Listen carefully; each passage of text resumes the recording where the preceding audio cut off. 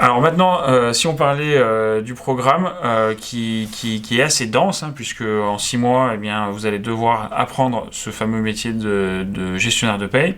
Donc on retrouve pas mal de choses dans ce programme, avec notamment des choses eh bien, qui vont vous aider au quotidien, notamment toute la partie bureautique, donc avec Word, Excel, PowerPoint, alors surtout Excel, puisque l'examen se passe généralement sur Excel avec une matrice, donc c'est un module qui est plutôt important. On a toute la partie après gestion d'entreprise pour comprendre un peu eh bien, toute la partie qu'est-ce qu'une entreprise, comment elle fonctionne, gestion des plannings, gestion des tableaux de bord. Un peu de recherche d'emploi, mais ça, c'est plutôt pour vos stages. Et après, on a tout ce qui est droit du travail. Tout à fait. On va aborder le droit du travail, donc déjà toutes les sources du droit, hein, qu'est-ce que le droit du travail, ou d'où est-ce qu'il prend sa source, et on va voir toutes les instances représentatives du personnel également.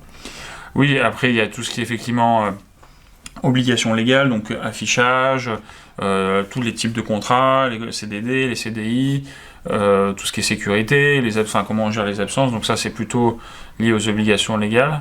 Oui, et on verra également la partie rémunération, bien évidemment, qui est le gros morceau, entre guillemets, du programme, puisqu'on va voir effectivement la politique de rémunération, un cours plus généraliste, et on va voir comment se fait un bulletin de paye en lui-même. Alors, quelles sont les parties du bulletin de paye, par exemple, comment gère-t-on le temps de travail, qu'est-ce qu'un salaire annualisé, qu'est-ce que c'est que les RTT, comment est-ce qu'on calcule les heures sup. On va voir également comment on gère toutes les absences, en côté paye, c'est-à-dire qu'est-ce qu'un congé payé, comment est-ce qu'il se calcule, quelles sont les règles en matière de congé payé, par exemple, quels sont également tout ce qui est arrêt maladie, accident du travail, toutes les absences, comment est-ce qu'on passe les absences sur un bulletin de paye.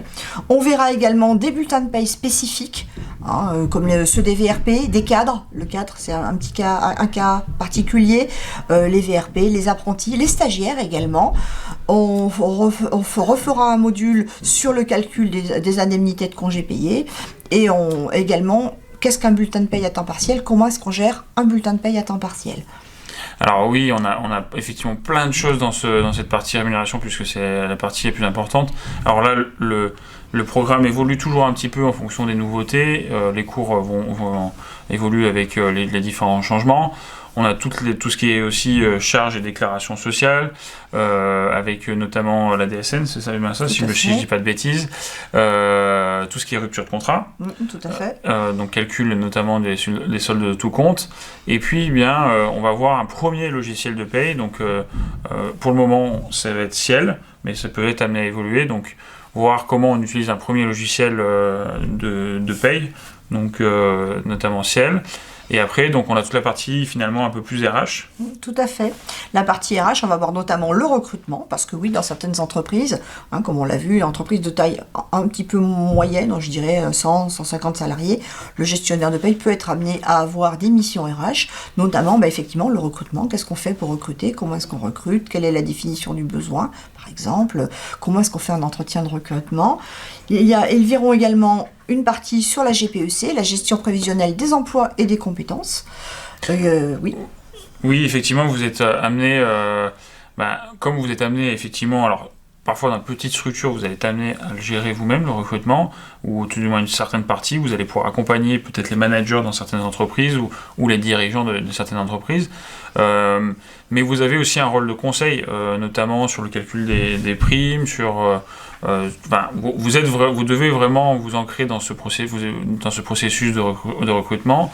Donc c'est pour ça que c'est important, et aussi au niveau de la gestion prévisionnelle des emplois et des compétences.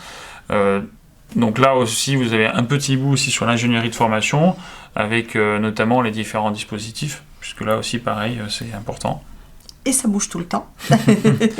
Donc là, on va dire que c'est primordial. Et le dernier point, c'est la communication. On va vous apprendre, faire face des fois à des situations un petit peu complexes, ou vous préparer notamment à votre examen. Donc ce que je vous propose pour la suite, c'est de voir l'examen écrit, voir un petit peu ce qui est attendu à l'examen écrit. Alors pareil, ça évolue, et à l'examen oral après.